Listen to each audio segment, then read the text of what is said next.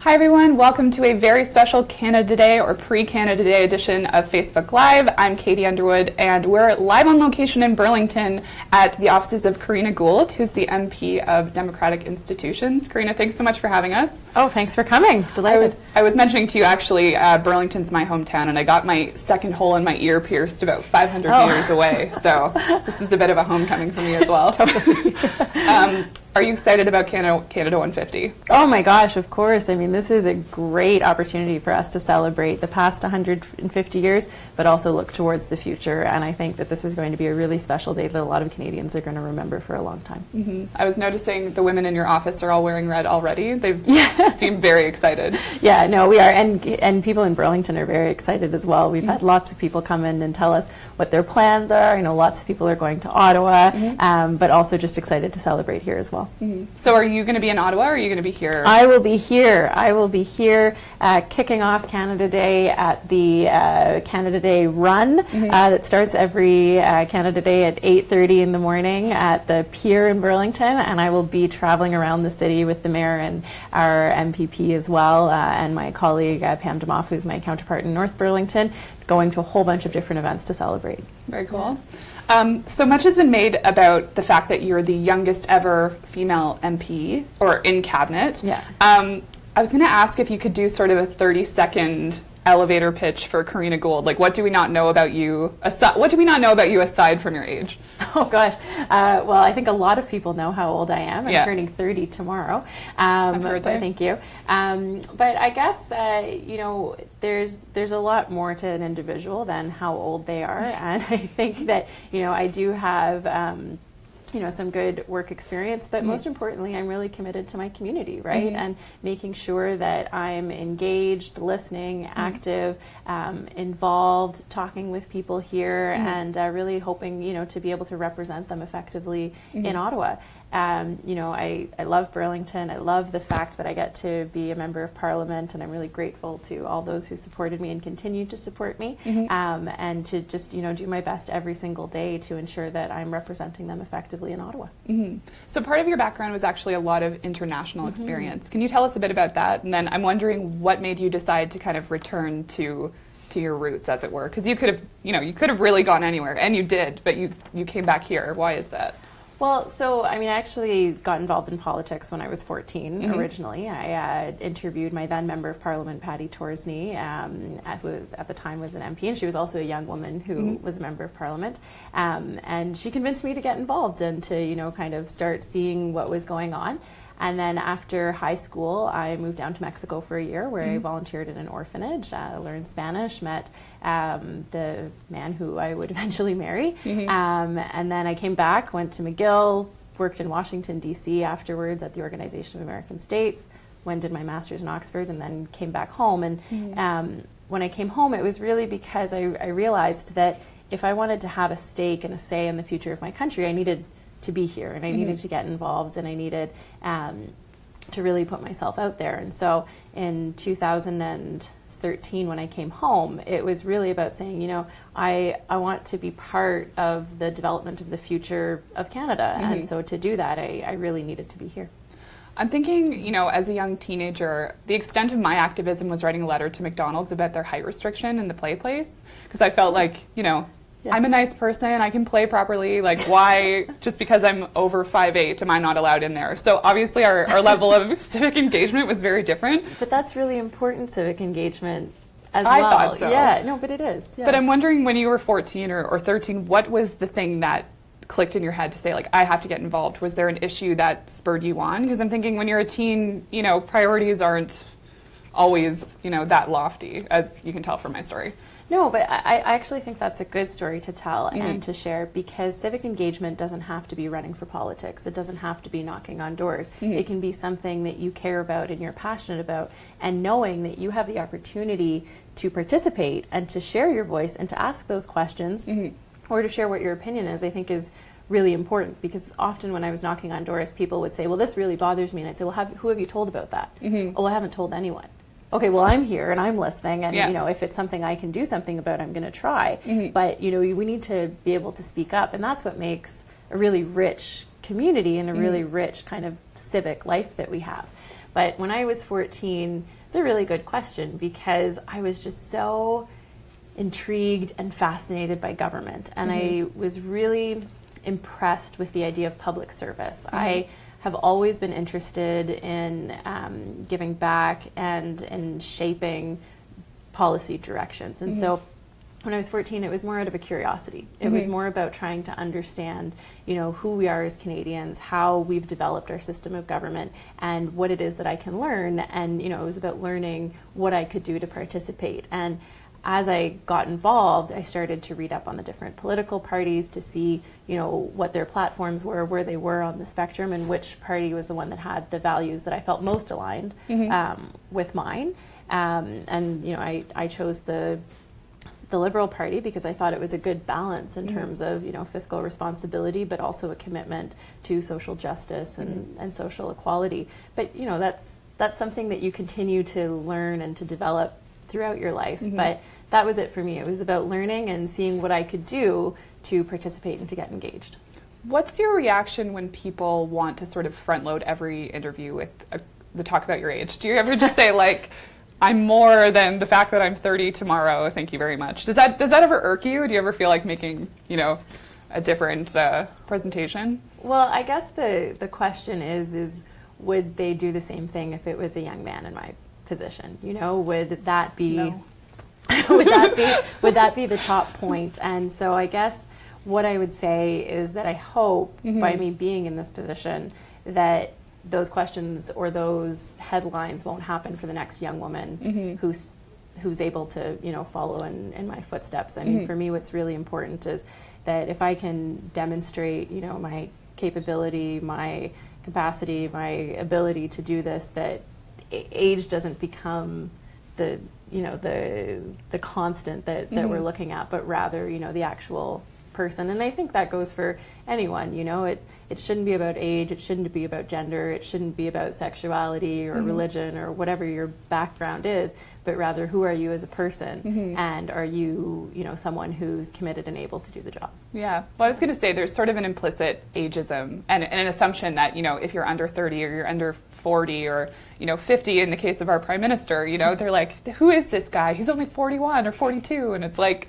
how young is too young to have sort of, you know, civic engagement, right? And something that always comes up is like we have, you know, 60 and 70-year-olds running government, and depending on the case, like, doesn't seem to be going that well in some circumstances. So what would you say in those cases to people who are... Well, I think what's important is that we have, you know, we always have diversity, right? It's not about, you know, 338 29-year-olds being elected to government, right? It's about ensuring that we have that breadth and that depth of people with different experiences who can share their experiences. And so I think I feel very fortunate, but I also feel a big responsibility to ensure that, you know, when I was, you know, a member of Parliament, and now that I'm a member of Parliament and in Cabinet, to ensure that I'm representing the issues that face someone who's a 29-year-old woman. But in terms of how early is it to get involved, it's never too early to get involved. You know, certainly you have to be 18 to run for office, but, you know, there's a great young guy in Burlington who is 11 years old who saved his baseball diamond at Central Elementary School, right? And he did that. He came up to me at the New Year's levee that I host with our MPP and said, you know, I want to do this. And so I just said, well, here, contact your city councillor, contact the school board. And, you know, he raised about $12,000, I think, and managed to save his baseball diamond. So, you know, if you have an idea and you're willing to work hard at it, then, you know, get involved and get engaged, because, you know, our community, our province, our country, it's for everyone. So. You mentioned that you're kind of supposed to represent the interests, not just of your community, but, you know, women who are in your age bracket. What do you think the most pressing issues are now for Canadian women around, I'll say, our age, because we're both going to be 30? Yeah, that's a really good question. I mean, I think childcare is a huge one. I think that with regards to employment, you know, the precarious employment, the changing nature of work, ensuring that, you know, we're creating a social system that's going to be able to support people who are in precarious work, but also ensure that we are able to enforce our labor laws when they should be enforced, I think are really important. I mean, this isn't just for women, but climate change is a really important one. And then I'd say the other one is, you've probably had this conversation with your friends, but I find that with my friends who are, between 25 and 35, it's almost the first time that we're encountering sexism in the workforce, in a sense, that you've gotten to a point in your career where, you've made it somewhere, but to get to that next step, there's actually a gender gap. And so I think that we need to continue to talk about that, and we need to continue to determine strategies to deal with that. And the other one that I've had a lot of conversations with people in our age category is maternity leave and returning to work afterwards. Because even though by law, employers have to hire you back, a lot of my friends and peers have experienced that they get back from maternity leave and then their job doesn't exist anymore. Right? Or something has changed and they find themselves out of work. And so even though I think our laws are really good, we still have to work on how we actually implement and interpret them and ensure that, those things that we fought really hard for and previous generations have fought really hard for, we continue to fight for, and we actually make a reality. Yeah. I was laughing because I was thinking of my group chat, which is basically, did you hear about this sexist thing?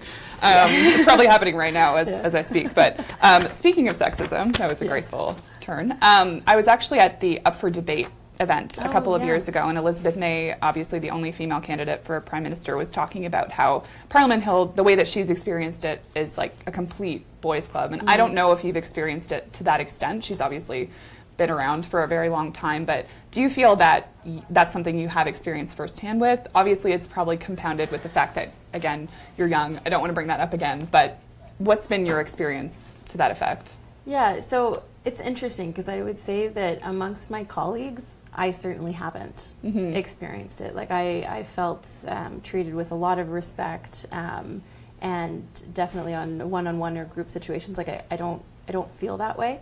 I do think that we have more work to do, particularly when it comes to how staff interact with each other. I think that that's something that we have to continue to confront. But I think more than anything, I face it with people who are coming to meet the minister and don't expect it to be me, and are kind of looking for... Like behind you? Yeah, exactly. Like, when's the minister coming? And someone's like, oh, this is her. And regardless if they've read their briefing note that says that this is who I am, they certainly don't expect it. And I think it's, a constant is breaking down those barriers and breaking down those stereotypes. And I find that usually by the end of the conversation, we've gotten to a good point, but there are definitely those, preconceived notions about what a young woman is or capable of. So I think that we definitely have more work to do. Okay.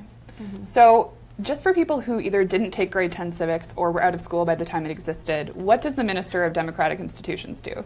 Well, so the Minister of Democratic Institutions has been a portfolio for about a decade, so it's relatively new.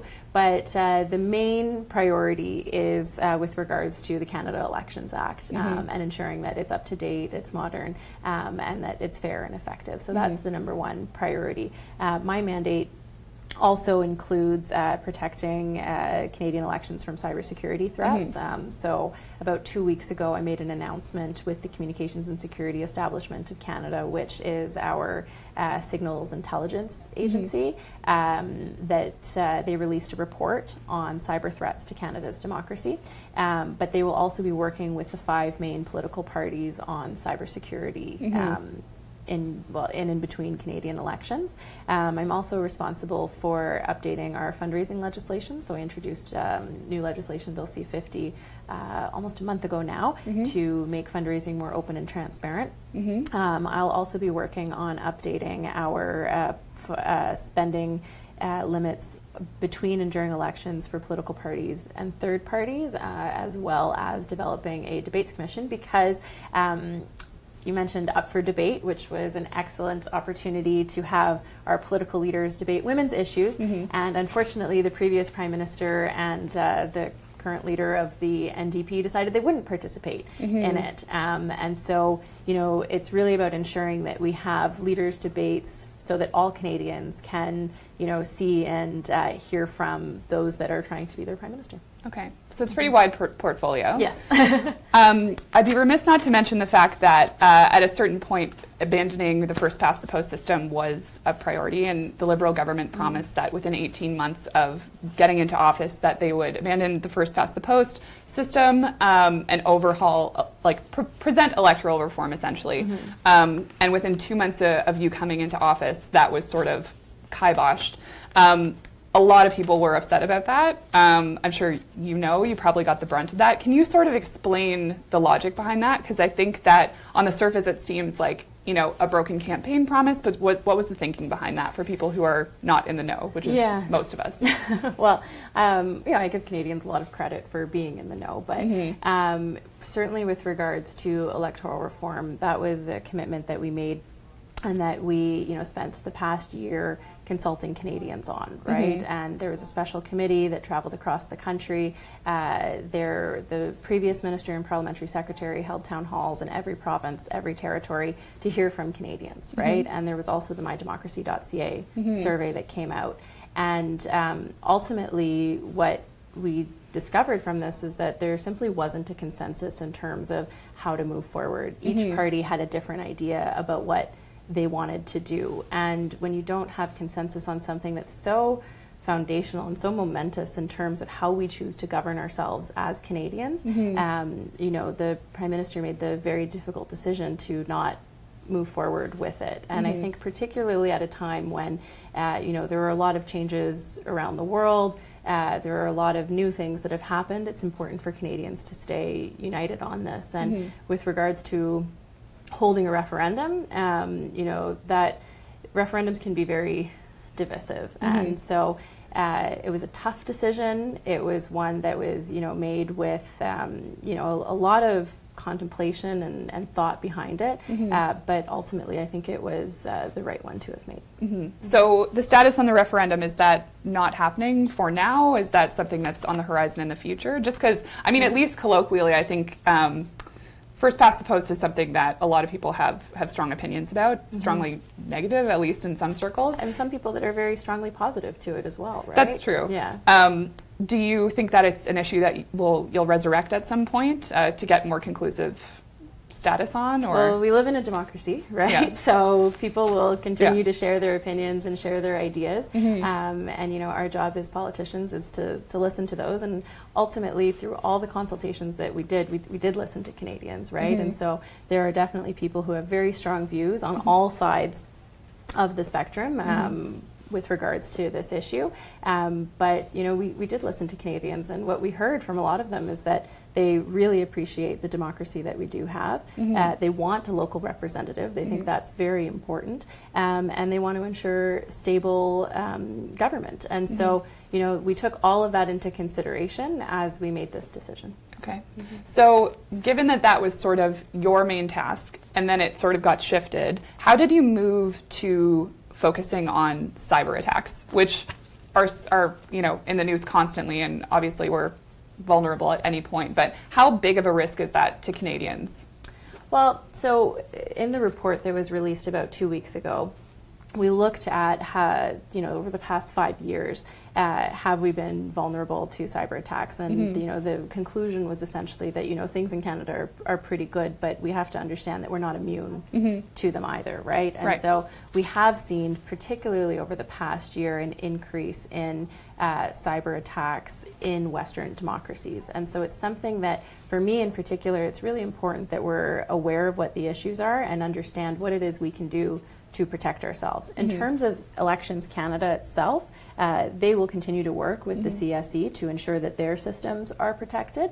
But we do have one good thing in Canada in the sense that really helps us, you know, prevent any tampering of the actual results itself, and that we still use paper and pencil when we cast our ballots. Right? And so that's something that I think Canadians can take a lot of comfort in. The area that we need to be more attuned to is how these actors are trying to influence the outcome of elections and influence Canadians in their decision making through cyber means. So whether it's through fake news, whether it's through flooding social media accounts, whether it's through flooding media commentary sections, whether it's trying to discredit individual politicians and have disinformation campaigns. I think it's really important that we as Canadians have an understanding of this, because ultimately we're the front line on this, because we're the people that they're trying to influence for us to make a decision one way or the other. Right. And really what they're trying to do is to foster us questioning the legitimacy of the election itself, or the legitimacy of the democracy itself, right? And to make us question whether, we have trust in our system. And so really we're the best as Canadians, as citizens, to be able to defend against that. How many constituent calls do you get that are inspired or worried about sort of American news? So I'm sure people are watching CNN and going, oh my God, could this happen here? Are there any calls that you get that are sort of worried to that effect, or? I think I always get a variety of calls on a whole bunch of different issues, but I don't think I could give you a specific number off the top of my head.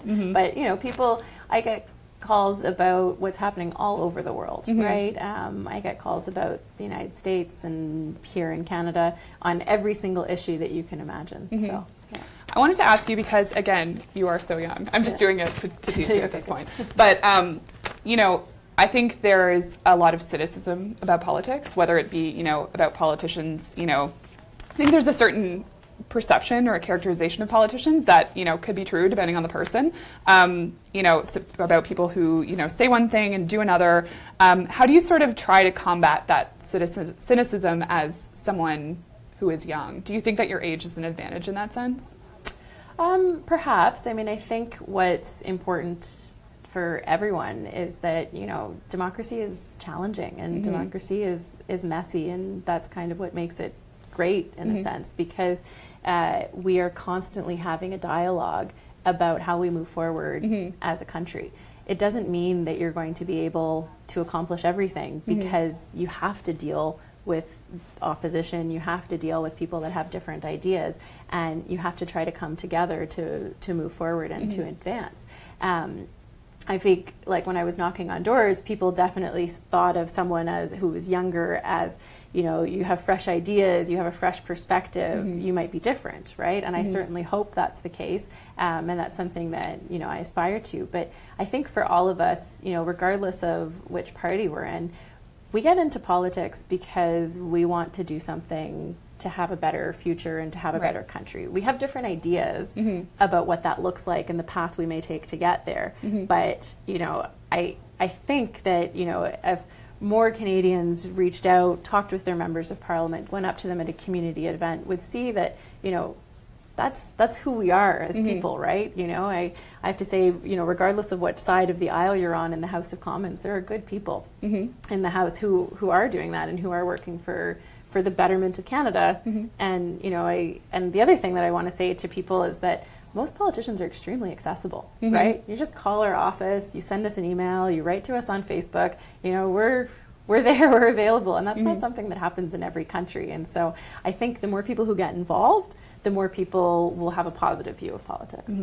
We can actually put your email in the comments if you like. I don't know if you want us to do that, but we can. If you've heard anything you like or don't like, easy to find. Feel free to email Karina Gould. I wanted to go back to fake news because this is something kind of a pet interest of yours. I've formulated a little quiz here based on headlines. So we're going to call this fake or not fake. I just made up that title now, clearly.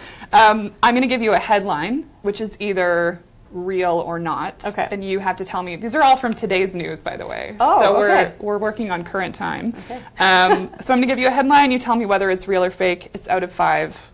All right, go for it. You will be graded. First one. Canadian confidence in the U.S. presidency has reached its highest level in 15 years. Fake. That is fake. Could you imagine? No, the actual headline was lowest. That's not good. Second one, again, on U.S. news. Trump's travel ban is back in play. What you need to know. That's not fake. That's not fake. Anyway, reserving comment. Kim Campbell, former Prime Minister, first female Prime Minister of Canada, woot. Kim Campbell on Trump, he's an acquired taste. That's fake? That is fake. She actually said, we are in great peril. Shifting gears a little bit here. The Queen will receive £82.2 million next year in funding from the British government. That's not fake. That is real. That is real. Yeah, that's actually 10 million more than she's already getting, so she's kind of rolling in it. And last but not least, the beer store launches home delivery service in Ottawa. Oh gosh, I don't know. Is that real? It's real. It's real, okay. In time for Canada Day. Someone was really thinking. I wasn't sure about the last one. That one. Yeah. Miracles do happen. So you passed, Great, obviously. Yeah. Congrats. You're turning 30 tomorrow. Mm-hmm. I just want to end on this. Do you have any more ambitious goals than you've already achieved so far in your life? Or what's next for the next 30? Oh, for the next 30. Yeah. Well, right now I'm focused on this 30 and hopefully, doing the best job that I can. Look, I'm incredibly grateful for the opportunity that I have and really excited about the year ahead and just looking forward to taking it day by day and hopefully doing some really good work for Canadians. Great. And celebrating with the home delivery service from the beer store. Maybe? Well, I'm here in Burlington, so. That's true. When you're in Ottawa, who knows? Take it to your pied-à-terre. Thank you so much for letting us crash your office, and to the citizens of Burlington who you've probably seen walking around in the background. Happy Canada Day. Thank you. Happy Canada Day and happy Canada 150. Bye, guys.